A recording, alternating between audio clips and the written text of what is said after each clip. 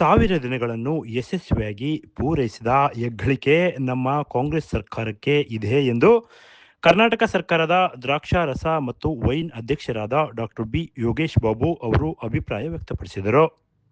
ಹಾನ್ಗೋ ಲೈಬ್ನಲ್ಲಿ ಸೋಮವಾರ ಸುದ್ದಿಗೋಷ್ಠಿ ನಡೆಸಿ ಅವರು ಮಾತನಾಡಿದರು. ನಮ್ಮ ಕಾಂಗ್ರೆಸ್ ಸರ್ಕಾರ ಶೋಷಿತರ, ಬಡವರ, ಶ್ರಮಿಕರ, ರೈತರ ಪರವಾಗಿ ನುಡಿದಂತೆ ನಡೆದಿದ್ದೇವೆ. 5 ಗ್ಯಾರಂಟಿಗಳಿಂದ ಅನೇಕ ಕುಟುಂಬಗಳು ಜೀವನ ಕಟ್ಟಿಕೊಂಡಿದ್ದಾರೆ. ಕೆಲ ಬಿಜೆಪಿಯವರು ಇಲ್ಲಸಲ್ಲದ ಆರೋಪ ಮಾಡುತ್ತಾ ಬಂದಿದ್ದಾರೆ. ನಾನು ಹುಟ್ಟಿ ಬೆಳೆದ ಈ ತಾಲೂಕಿನಲ್ಲಿ ಕೈಲಾದ ಸಹಾಯ ಮಾಡುತ್ತಾ ಬಂದಿದ್ದೇನೆ. ನಿಮ್ಮೆಲ್ಲರ ಆಶೀರ್ವಾದದಿಂದ ರಾಜ್ಯ ಸಚಿವ ಸ್ಥಾನ ಪಡೆದಿದ್ದೇನೆ ಎಂದು ತಿಳಿಸಿದರು. ಕ್ಷೇತ್ರದ ಜನರ ಸಮಸ್ಯೆಗೆ ನಾನು ಸ್ಪಂದಿಸುತ್ತಿದ್ದೇನೆ. ಕೆಲ ಕಾಮಗಾರಿಗಳು ಉದ್ಘಾಟನೆಗೆ ಬಂದಿವೆ. ಇನ್ನು ಕೆಲ ಕಾಮಗಾರಿಗಳು ಮುಂದಿನ ದಿನಗಳಲ್ಲಿ ಉದ್ಘಾಟನೆ ಮಾಡಲಿದ್ದೇವೆ. ಮುಂಬರುವ ತಾಲೂಕು ಪಂಚಾಯಿತಿ ಮತ್ತು ಜಿಲ್ಲಾ ಪಂಚಾಯಿತಿ ಇನ್ನು ಅನೇಕ ಚುನಾವಣೆಗಳಲ್ಲಿ ನಾವು ಹೆಚ್ಚಿನ ಸ್ಥಾನ ಗೆಲ್ಲುತ್ತೇವೆ ಎನ್ನುವ ಭರವಸೆ ಇದೆ ಎಂದು ಅವರು ತಿಳಿಸಿದರು. 1000 ದಿನಗಳನ್ನು ಯಶಸ್ವಿಯಾಗಿ ಪೂರೈಸಿ ಏನು ಚುನಾವಣಾ ಸಂದರ್ಭದಲ್ಲಿ ಚುನಾವಣಾ ಪ್ರಣಾಳಿಕೆಯಲ್ಲಿ ಘೋಷಣೆ ಮಾಡಿರ್ತಕ್ಕಂಥ ಎಲ್ಲ ಭರವಸೆಗಳನ್ನು, ಎಲ್ಲ ಗ್ಯಾರಂಟಿಗಳನ್ನು ಈಡೇರಿಸಿಕೊಂಡು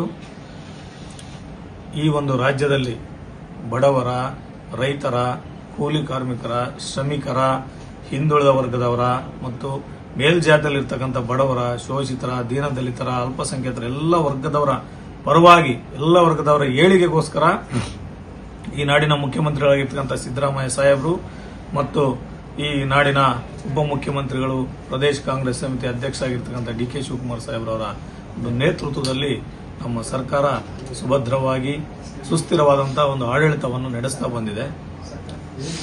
ನಾನು ಮಾಧ್ಯಮದಲ್ಲಿ ಕೆಲವು ದಿನಗಳಿಂದ ನೋಡಿದೆ, ನಮ್ಮ ಒಂದು ಮೊಳಕಾಲ್ಮೂರು ಕ್ಷೇತ್ರದಲ್ಲಿ ಕೆಲವೊಂದು ಸಮಸ್ಯೆಗಳನ್ನು ಪತ್ರಿಕೆಯ ಮೂಲಕ ನಾನು ಗಮನಿಸಿದ್ದೀನಿ.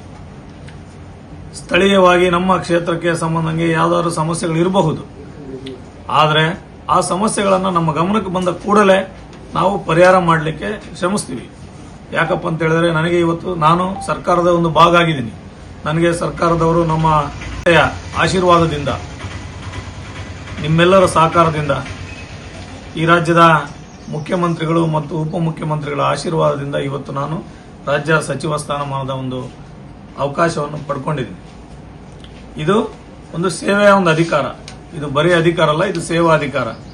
ಇಂಥ ಒಂದು ಅವಕಾಶ ಸಿಕ್ಕಾಗ ಈ ಕ್ಷೇತ್ರದಲ್ಲಿನ ಸಮಸ್ಯೆಗಳ ಬಗ್ಗೆ ನಾನು ಸ್ಪಂದಿಸೋದು, ಧ್ವನಿ ಎತ್ತೋದು ಮತ್ತು ಈ ಕ್ಷೇತ್ರದ ಸಮಸ್ಯೆಗಳನ್ನು ಕುರಿತಾಗಿ ನಾನು ಅಧಿಕಾರಿಗಳಿಗೆ ಮಾತಾಡೋದು ನನ್ನ ಕರ್ತವ್ಯ. ನಾನು ಮಾಡ್ತೀನಿ.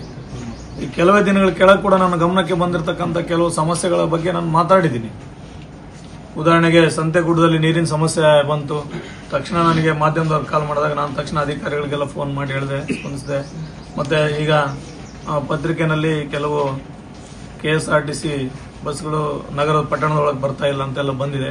ಅದನ್ನು ಕೂಡ ನಾನು ಮಾನ್ಯ ಸಾರಿಗೆ ಸಚಿವ ರಾಮಲಿಂಗಾರೆಡ್ಡಿ ಅವರ ಒಂದು ಗಮನಕ್ಕೆ ತಂದುಬಿಟ್ಟು ಒಂದು ಅವರ ಗಮನ ಸೆಳೆದು ಆ ಬಸ್ಸುಗಳನ್ನು ಇಲ್ಲಿಗೆ ಬರುವಂತ ಒಂದು ಬಂದು ಹೋಗುವಂತ ಒಂದು ವ್ಯವಸ್ಥೆಯನ್ನು ನಾನು ಮಾಡ್ತೀನಿ ಅನ್ನೋ ಮಾತನ್ನ ಈ ಸಂದರ್ಭದಲ್ಲಿ ಹೇಳ್ತೀನಿ. ಈಗ ಕೆಲವರು ಕೈಲಾಗದವರ ಪರಿಸ್ಥಿತಿ ಅಂತ ಮೊಳಕಾಲ್ಮೂರು ಕ್ಷೇತ್ರದ ಬಗ್ಗೆ ಕೆಲವರೆಲ್ಲ ಟೀಕೆ ಮಾಡಿದ್ದಾರೆ. ನಾನು ಅವರಿಗೆ ಹೇಳಲಿಕ್ಕೆ ಬಯಸ್ತೀನಿ, ಹಿಂದೆ ಅವರದೇ ಸರ್ಕಾರ ಇದ್ದಾಗ, ಅವರ ಪಕ್ಷದವರೇ ಮಂತ್ರಿಗಳಿದ್ದಾಗ ತಾವೆಲ್ಲ ಪತ್ರಿಕೆಯಲ್ಲೆಲ್ಲ ಬರೆದಿದ್ರಿ, ಆಂಬ್ಯುಲೆನ್ಸ್ ಇಲ್ಲ, ಮೊಳಕಾಲ್ಮೂರಲ್ಲಿ ಡಾಕ್ಟರ್ ಇಲ್ಲ, ಈ ರೀತಿ ಅನೇಕ ಸಮಸ್ಯೆಗಳು ಎಲ್ಲ ಸರ್ಕಾರಗಳಿದ್ದಾಗ ಸಮಸ್ಯೆಗಳು ಸಹಜವಾಗಿರ್ತವೆ. ಆ ಸಮಸ್ಯೆಗಳು ನಮ್ಮ ಗಮನಕ್ಕೆ ಬಂದಾಗ ನಾವು ಅವನ್ನ ಪರಿಹರಿಸುವಂತ ಒಂದು ಪ್ರಾಮಾಣಿಕ ಪ್ರಯತ್ನವನ್ನು ಮಾಡ್ತೀವಿ. ಯಾಕೆ ಅಂತ ಹೇಳಿದ್ರೆ, ನಾವು ಈ ಮಣ್ಣಿನಲ್ಲಿ ಹುಟ್ಟಿದೀವಿ, ಈ ಮಣ್ಣಿನ ಋಣದಲ್ಲಿದ್ದೀವಿ, ಈ ಮಣ್ಣಿನ ಜನಕ್ಕೋಸ್ಕರ, ಈ ಕ್ಷೇತ್ರದ ಜನಕ್ಕೋಸ್ಕರ ಅಧಿಕಾರ ಇರ್ಲಿ ಬಿಡ್ಲಿ ನಾವು ನಮ್ಮ ಒಂದು ಜೀವನವನ್ನೇ ಮುಡುಪಾಗಿ ಇಟ್ಟಿದ್ದೀವಿ.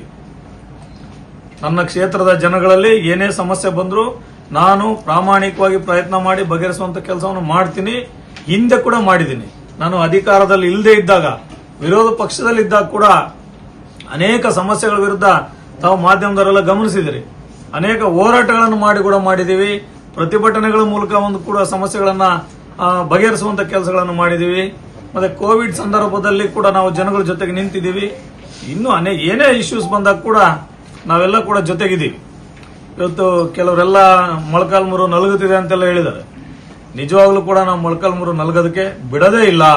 ಅದು ನಲಗಿರೋದು ಮೊಳಕಾಲ್ಮೂರು ನಿಜವಾಗ್ಲೂ ಕೂಡ ಅದು ವಿರೋಧ ಪಕ್ಷದವರ ಆಡಳಿತದ ಅವಧಿಯಲ್ಲಿ ನಲುಗಿದೆ ಅಂತ ನಾನು ಈ ಸಂದರ್ಭದಲ್ಲಿ ಹೇಳಲಿಕ್ಕೆ ಬಯಸ್ತೀನಿ. ಯಾಕಪ್ಪ ಅಂತ ಹೇಳಿದ್ರೆ ಈ ಕ್ಷೇತ್ರಕ್ಕೆ ಏನಾದರೂ ಕೊಡುಗೆ ಇಲ್ಲಿವರೆಗೂ ಕೊಟ್ಟಿದೆ ಅಂದ್ರೆ ಅದು ನಮ್ಮ ಕಾಂಗ್ರೆಸ್ ಪಕ್ಷದಿಂದ ಮಾತ್ರ. ಈ ಸಂದರ್ಭದಲ್ಲಿ ತುಮಕೂರಿನಲ್ಲಿ ಪಾಲಯ್ಯ, ವೈಡಿ ಕುಮಾರಸ್ವಾಮಿ, ರಾಯಾಪುರ, ನಬಿಲ್ ಅನ್ಸಾರಿ ಇನ್ನೂ ಹಲವರು ಉಪಸ್ಥಿತರಿದ್ದರು. Bureau report, PM Gangadhar, Bharat Vaibhav news, Molakalmur. Thanks for watching. Read, discuss and debate with editor Dr. Yan Prashant Rao. Wanted reporters in print, digital and visual media for Bharat Vaibhav Daily Newspaper, BV News 5 Channel and BV Fast Web News from all the talukas of Karnataka, Goa and Maharashtra. If interested, send your resume to 9019229369.